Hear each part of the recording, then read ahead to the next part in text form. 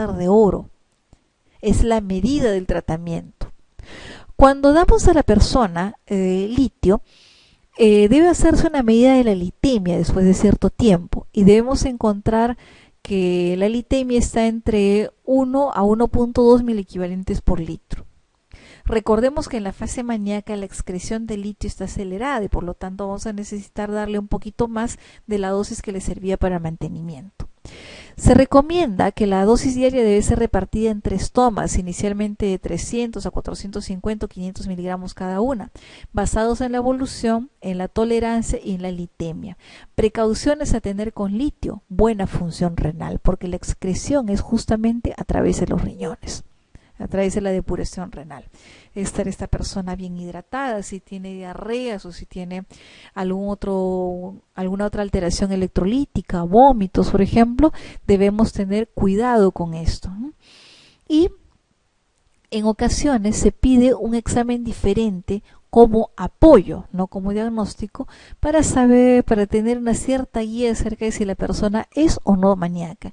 Se pide una tasa de transporte de litio, que es diferente. Se trata de glóbulos rojos cultivados en un medio con litio y se ve la tasa de litio ingresado dentro del eritrocito. Nos puede ayudar bastante. Entonces el viejo litio es todavía el estándar de oro, es todavía lo que nos va a ayudar con mayor frecuencia a poder hacer. Una cuestión sobre el litio, antes de que me olvide. El litio, desgraciadamente, en algunos pacientes puede producir una obesidad enorme que no se corrige con dieta, y eso muchas veces puede producir que el paciente abandone el tratamiento. En todo caso, habría que pasar a otro estabilizador del ánimo, otro anticonvulsivante, estilo valproato de sodio o de repente la motrigina. Ahora, de repente alguno de ustedes decide trabajar como médico de familia. Es una especialidad que actualmente se está difundiendo cada vez más, ¿no? Y entonces van a supervisar a médicos generales o ustedes mismos van a hacer atención en centros de salud, hospitales pequeños o en comunidad. Y ahí van a diagnosticar ciertos trastornos. Los que con más frecuencia se diagnostican serán trastornos depresivos, trastornos de ansiedad, alcoholismo, psicosis o tal vez las demencias. Así es, justamente, doctor. Los trastornos de ansiedad son los más frecuentes de lejos en la comunidad. Y como les decía antes, muchas veces estos tipos de trastornos pasan desapercibidos. La persona es percibida como nerviosita, pues así es, ¿no? Y no se dan cuenta de que es una enfermedad. Puede ir como trastorno de pánico, fobias diversas, ansiedad situacional debido a un evento estresante, trastorno de estrés postraumático, trastorno de ansiedad generalizada, etc. ¿Cuál es ahí nuestro principal problema? Que hay una alta tendencia a la automedicación, sobre todo con benzodiazepinas, ¿no? Recordemos que el control sobre las farmacias es realmente pobre. Últimamente, bueno, en algunas farmacias grandes se ha visto que realmente se pide receta y todo lo demás, sellada, verificada y todo lo demás, pero en otras ocasiones no se pide, ¿no? Y las personas compran recetas año tras año tras año y muchas veces van haciendo adicciones por esto. Hay adicciones a pequeñas dosis muchas veces que se pudieran haber resuelto si estas personas hubieran acudido a un colega y no al farmacéutico. Otro problema es que la persona confía mucho en los productos caseros y los preparados supuestamente naturales. Todos nosotros sabemos que los preparados naturales, supuestamente OmniLife, Santa Natura, Caita, etcétera, son engañamuchachos, ¿no es cierto? No pasan controles sanitarios, son ingresados a través de Digemid con el control como si fueran productos, suplementos alimentarios, pero se venden en realidad como si fueran medicamentos. Se venden como si tuvieran efecto terapéutico. Y ni siquiera los vende muchas veces el farmacéutico, sino los vende pues un concesionario, etcétera, etcétera, ¿no? aparte de que carecen de control terapéutico, de control sanitario de todo tipo, muchas veces ni siquiera podemos controlar si es cierto que tiene la sustancia que se ha prometido, ¿no? Mucho cuidado con el magnesio y con los similares. Todos ustedes saben que la cantidad de magnesio necesaria para la dieta se consume, perdón, la cantidad de magnesio necesaria para el ser humano se consume en la dieta sin ningún problema, sobradamente, y sale por ahí nomás, ¿no? Pero algunas personas, ya saben ustedes a quiénes nos referimos, hacen un gran negocio sumamente lucrativo vendiendo magnesio y suplementos, ¿no? Alegando que así es que hay, ajá, justamente, alegando que esto recupera todo, ¿no? Mezclan medias verdades con más mentiras y el resultado es el mismo que decía ese maestro de la propaganda maligna, Joseph Goebbels, ¿no? El ministro de información del Tercer Reich, ¿no? Decía, miente, miente, que algo queda. ¿Mm? Y muchas veces muchos de nuestros pacientes inocentemente caen en esto, tienen una fuerza increíble para poder reclutar vendedores convincentes bajo la jugosa promesa de ingresos, pero también bajo la equivocada premisa de que los preparados naturales son absolutamente inocuos. Ya hemos tenido problemas con gente que ha ingerido estas sustancias y que no ha podido dejarlas. Hay problemas no solo con los que expenden esto para poder sanarse, sino también con los suplementos vitamínicos que se venden en los gimnasios, que provocan varias cosas que no siempre tienen todo lo que dicen, ni está todo lo que tienen dentro del cartel sanitario. Muchas veces tenemos que enfrentarnos nosotros los médicos a las consecuencias desagradables del haber ingerido estas sustancias, ¿no? Ojo, recuérdenle siempre a sus pacientes y recuérdenles a los internos antes de que se tuerzan, que los preparados supuestamente naturales y las mismas plantas son tan fábricas o son tan extrañas al cuerpo como un producto farmacéutico, y son también susceptibles de producir efectos secundarios, efectos colaterales, son susceptibles de dañar a la persona, de provocar grandes molestias. A veces pues hemos visto que hay visitadores entrando a visitar internos con patrañas. A mi hospital quiso entrar un grupo de estas personas y bueno, felizmente fueron retirados más que inmediatamente. Imagínense hasta dónde quieren llegar. Ahora, otro problema que van a ver ustedes en sus noches azarosas de guardia, tanto en medicina como en cirugía, en pediatría y a veces también en ginecología, ¿cuál de las siguientes afirmaciones con respecto al suicidio es incorrecta? A. El riesgo de suicidio es mayor en los familiares de pacientes depresivos que en familiares de pacientes con manía o esquizofrenia. B. Las tasas de suicidio son más altas en las zonas urbanas que en las rurales. C. Un periodo de menor riesgo al suicidio en pacientes esquizofrénicos son los meses siguientes a la alta hospitalaria. D. En los ancianos los intentos de suicidio son menos frecuentes, pero el éxito es mayor. E. Los varones deprimidos son más proclives al suicidio que las mujeres. Y como hemos podido comprobar en nuestras guardias de internos, la respuesta es C. Un periodo de mayor riesgo de suicidio en los pacientes esquizofrénicos son los meses siguientes a la alta hospitalaria. Los esquizofrénicos, al salir del hospital, suelen darse cuenta de que su situación es bastante problemática, que van a tener que tomar medicación durante mucho tiempo, que tal vez se les frustren los proyectos de estudios que tienen hasta de formar una pareja, ¿no? Y por lo tanto también pueden hacer comorbilidad y pueden deprimirse. Y por lo tanto, por la depresión como síntoma depresivo o como modo altruista de no dañar a la familia, de no provocarle problemas, pueden intentar matarse realmente. Sí, piden la respuesta incorrecta. En realidad el periodo de mayor riesgo son los meses siguientes.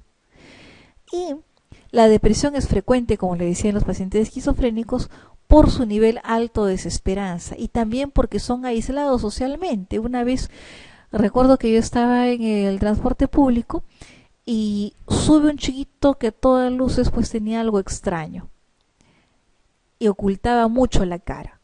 La gente se corrió, a pesar de que estaba lleno el ómnibus, la gente se corrió y se apartó de él. La gente le tiene miedo a estos pacientes.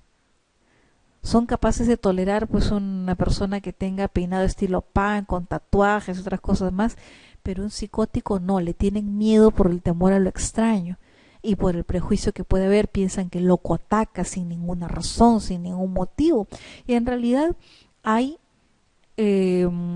signos de violencia inminente. Eso existe y está comprobado, ¿no? Pero sin embargo los prejuicios que hay entre los que no hacen medicina son notorios, ¿no?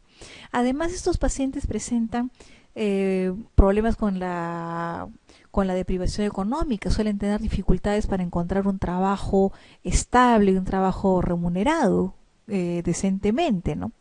Muchas veces hay problemas con ruptura familiar, aislamiento, sobreprotección, hostilidad franca, ¿no? Van a verse retirados de su red social de apoyo, ¿no?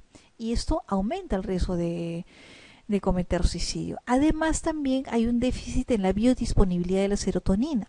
Esto ocasionaría un aumento de la impulsividad y de las conductas agresivas más frecuentes. Recordemos que en realidad en el medio rural la gente efectivamente se suicida menos. La gente tiene algo más de resiliencia, pero también mayor entramado social de apoyo. Los urbanos, curiosamente, se suicidan más porque habiendo tanta gente en realidad es más fácil estar más solo en una gran ciudad. El riesgo de suicidio efectivamente es mayor en los familiares de pacientes depresivos, ¿no? Por ahí un componente genético también en el asunto de la depresión. Y en los ancianos, si bien intentan menos matarse, suelen hacerlo con mayor determinación. Generalmente se intentan matar cuando hay enfermedades crónicas, cuando hay problemas económicos severos, cuando hay abandono. Y los varones deprimidos son más proclives a intentar matarse que las mujeres. Ahora, dentro de los siguientes síntomas, ¿cuál sería más improbable de encontrar en un episodio maníaco? Recuerden que los maníacos son sumamente elevados, por así decirles, ¿no? Si ustedes recuerdan la película Batman, la primera, que es con Michael Keaton y Jack Nicholson, el guasón de Jack Nicholson es un maníaco. Ahora, ¿este guasón tendrá un aumento de las necesidades del sueño? ¿Tendrá distractibilidad? ¿Tendrá verborrea? ¿Tendrá grandiosidad? ¿Tendrá un ánimo irritable? ¿Qué es lo que no tendría el guasón de Jack Nicholson?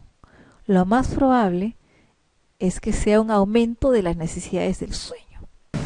¿Qué es lo que ocurre en este caso? El paciente maníaco está, como decía, con todo elevado, con todas las pilas puestas, ¿no? Suelen sentirse muy alegres, muy animados, capaces de todo, pero también pueden sentirse irritables, nerviosos, como ellos dicen, alterados, ¿no? Tremendamente alterados, ¿no? Irritados por cualquier cosa. Recuerden que en esa película el guasón está en un momento jugando, bromeando con sus amigotes y de repente le traen a alguien que lo había traicionado. Se enoja, le pega un par de tiros y luego sigue tranquilamente, animado, bromeando. Es una cuestión de terror. Los maníacos también suelen tener taquilalia, una habla muy rápida, ¿no? En la taquilalia, no sé si ustedes recuerdan la velocidad a la que habla este personaje, Gisela Valcárcel. Habla sumamente rápido. Gisela Valcárcel tiene algo que se llama presión del habla. Aún más que eso es la taquilalia, es mucho más rápido. Se parece a ese balsecito criollo que tiene una frase que se pronuncia muy rápido y que yo nunca he podido llegar a pronunciar, en ese caso. Tienen problemas también para poder relajarse o dormir. Se sienten tan llenos de energías que no necesitan dormir realmente. Les bastan con 2, 3 y a veces 1 hora de sueño y piensan o sienten que no necesitan dormir. Además, se sienten capaces de hacer muchas cosas a la vez y están más activos de lo común. Pueden empezar 20 proyectos, terminar ninguno y embrollarlos todos a la vez. Además, tienen un gran descuido personal, se arriesgan muchísimo a conductas de riesgo, conductas tremendamente problemáticas. Se sienten invulnerables, capaces de hacer cualquier cosa y, por ejemplo, pueden andarse en pleno Girón Pizarro a las 12 de la noche, pues sin ningún problema, pensando que nadie le va a pasar, no le va a pasar nada, que nadie los va a atacar, ¿no? Pueden gastar mucho dinero, reventar una tarjeta de crédito en un día o en dos, o tener relaciones sexuales múltiples sin tener cuidado, sin tener precauciones, ¿no? Y esto los lleva pues a serios problemas legales, a problemas con la familia, a tener ETS también, o tener accidentes múltiples, conducen a gran velocidad porque bueno, ellos tienen mejores reflejos que nadie, ¿no? Y también tienen desinhibición conductual, no miden límites, pueden ser confianzudos, etcétera. Recuerdo cuando era residente de una chica que no se explicaba por qué la habían internado. Su único pecado, según ella, había sido ponerse a andar muy sensual en la avenida Tupac Amaru, ¿no? ¿Y cómo era andar muy sensual? Le preguntamos, ¿no? Bueno, yo me había puesto mis zapatos de taco y estaba en ropa interior, ¿cuál es el problema? ¿Mm? Obviamente que por ahí pues pasó un sereno, le prestó un saco y la metió de frente al Noguchi, ¿no? Que no iba a permitir que la pobre andara pues en esos fachos, ¿no? Y además tiene una habilidad enorme para hacer ciertos juegos de palabras. Tengo un profesor cuyo segundo apellido es Pacheco. No sé si ustedes recuerdan que hace tiempo había un personaje cómico, el Guachimán Pacheco, que no aguantaba un queco. ¿Mm? Era la frase que él siempre usaba. Guachimán, bueno, no me acuerdo bien. Pero el caso es que este profesor lo llamaron una vez a una clínica en la cual un neurocirujano había internado a una paciente, ¿no? Presumiblemente por una neurosis y cercosis, pero el neurocirujano vio que ahí había algo raro, algo sumamente extraño, y como todo médico avisado, pide una interconsulta. Le dice, pues, oye hermano, mira, yo no sé qué es, pero aquí hay algo que me parece que es más tuyo, esto no me parece una neurosis y cercosis en serio. Y dice mi profesor que hizo el diagnóstico más rápido de la historia.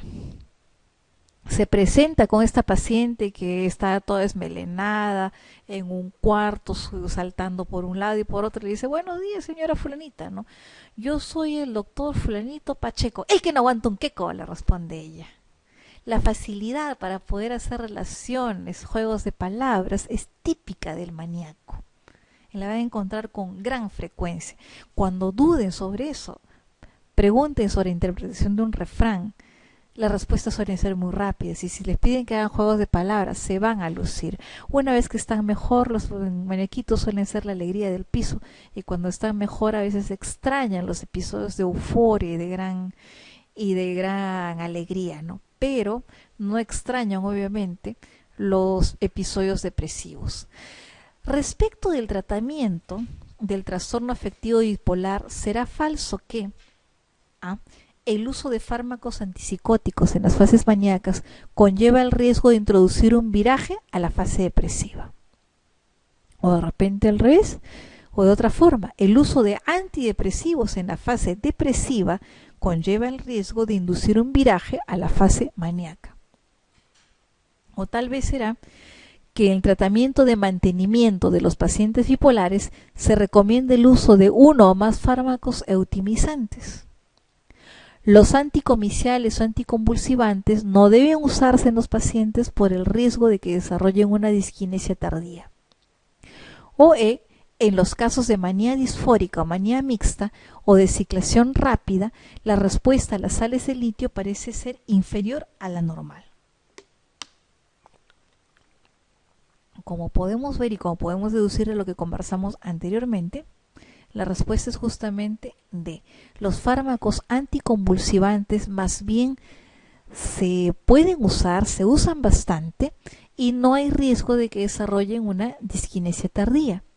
Los antipsicóticos en las fases maníacas pueden frenar la subida del paciente, pueden hacer que baje la curva maníaca, pero también que llegue más rápidamente la fase depresiva. Y a la inversa, el uso de los antidepresivos en una fase depresiva puede producir el viraje maníaco. También tengamos cuidado con esto.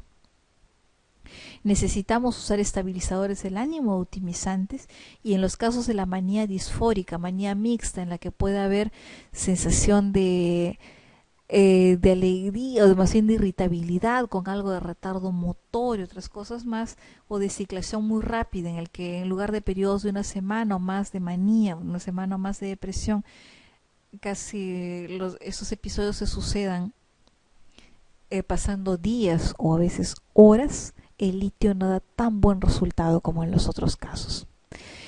Uno de los fármacos más interesantes en el caso de la manía, en cuanto a los anticonvulsivantes, es el valproato de sodio o el ácido valproico, y está aprobado por la FDA como antimaníaco, ¿no?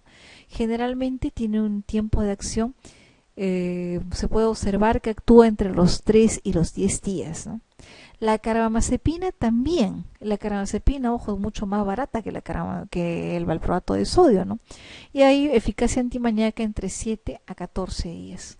Se ha visto que la lamotrigina, que es uno de los nuevos anticonvulsivantes, puede ser útil, sobre todo cuando hay episodios depresivos. ¿Cuál es el problema? Es que a veces necesitamos elevar la lamotrigina de modo rápido, de 25, 50, 100 miligramos, y los efectos adversos aumentan cuando hay un aumento rápido de las dosis. Entonces, cuando nosotros queremos bajar las revoluciones a un paciente maníaco, de preferencia no usemos la lamotrigina, porque lo que puede ocurrir es que tengamos que subirla muy rápido y el paciente se queje de molestias severas. Ahora, puede haber interacciones con ácido valproico. Cuidado con esto, entonces necesitamos hacer un periodo de lavado, por lo cual es mejor hacerlo cuando el paciente esté estable. Y la vida media de la lamotrigina es bastante prolongada. Si queremos sustituirla por ácido valproico, tengamos en cuenta ese problema. Ahora, algo que ustedes reconocerán con tranquilidad. Acude a la consulta una señora de 35 años, mujer joven, acompañada de su esposo. Ella dice que está muy bien, mejor que nunca, que puede hacer más cosas en la vida y que incluso se siente capaz de comprender cuestiones muy complicadas como la teoría de la relatividad, como de repente las teorías acerca del año 2012 o de repente la economía mundial, ¿no? El esposo, sin embargo, dice que ella lleva una semana en la que duerme poco y que casi no para de hacer actividades, limpia, lava, lee, escucha, sale, entra, se levanta temprano, sale a la calle, vuelve, se cambia nuevamente, vuelve a salir, habla con cualquier persona que entra en la calle, está con el perro y el gato del vecino, no controla lo que gasta, salió de repente con su sueldo, se lo tiró en un ratito en un par de vestidos y una cartera, o de repente compró alimentos para un mes porque no vayan a subir para el mes siguiente, ¿no? Jamás había ocurrido nada parecido y no aceptaba ningún problema. ¿Qué pasará? ¿Será un episodio maníaco? ¿Trastorno bipolar? ¿Trastorno psicótico breve? ¿Trastorno de ansiedad generalizada? ¿Trastorno de identidad disociativo? Es efectivamente un trastorno bipolar en episodio maníaco. Es un episodio maníaco típico. La persona está como si le hubieran dado cuerda realmente, ¿no? Y no se cansa, no mide riesgos, sin ningún problema. ¿Cómo reconocemos a un maníaco y no simplemente una persona entusiasta? Hay un periodo diferenciado de un estado de ánimo anormal y persistentemente elevado, expansivo o irritable, que dura al menos una semana. Ahora, si es tan grave que requiere hospitalización, puede ser cualquier duración. Y que han persistido 3 o más de los siguientes síntomas. En el caso de que haya pues ánimo elevado, o 4 si es que el ánimo está solo irritable. Autoestima exagerada o grandiosidad. Yo me siento muy bien, soy capaz de todo, ustedes no saben nada. O sensación de grandiosidad, yo tengo poderes, me comunico directamente con Dios, Ollantaytamala es mi amigo, etcétera, etcétera. Yo soy capaz de conseguir que se reconcilien los de Conga sin ningún problema, etcétera. Hay un paciente maníaco, por ejemplo, que pensaba que tenía, que en la noche se podía comunicar a través de ciertos radares con Bill Clinton en esa época, con el Papa, con Putin y con un montón de personas más. Hay disminución de la necesidad de dormir y la persona realmente no tiene ganas de dormir. Más hablador de lo habitual o verborreico, y generalmente puede haber una fuga de ideas, la persona siente que piensa tan rápido que no puede captar todas las ideas y por lo tanto habla también muy rápido y el habla es desorganizada. Digamos que esté pensando cómo relatar cómo ha venido, cómo ha ido de su casa al hospital, caso hospital, hospital carro, bueno, bajé a Alfonso Ugarte y ahí me quedé.